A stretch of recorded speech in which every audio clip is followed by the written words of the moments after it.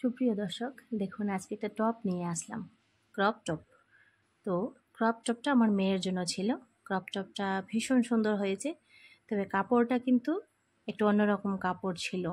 তো প্রথমে কাপড়টা দেখে তো একটু মনটা খারাপ হয়ে গেল যে কী করে সেলাই করব, এত মানে ব্যাপার ছিল কাপড়টার মধ্যে। কিন্তু শেষ পর্যন্ত টপটা হয়ে গেছে।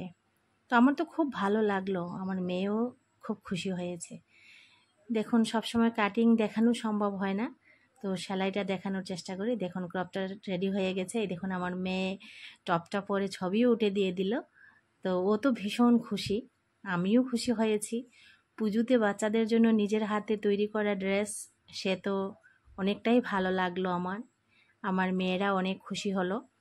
আমার দুই মেয়ের জন্য আমি ড্রেস তৈরি করলাম নিজের হাতে। ওটা বড় মেয়ের ড্রেস, আর ছোটো মেয়ের ড্রেসটাও একদিন আপনাদের সামনে তুলে ধরবো। তো আপনাদের কেমন লাগছে? সেলাই শেখানোর পাশাপাশি আমার এখানটায় সেলাই করানোও হয়।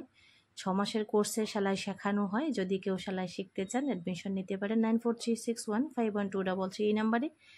যদি কেউ সেলাই করাতে চান তাহলেও যোগাযোগ করতে পারেন। বিভিন্ন ফ্যান্সি ড্রেস তৈরি করা হয়। তো একটু কমেন্টসে জানাবেন কেমন লাগলো। সবাই ভালো থাকুন।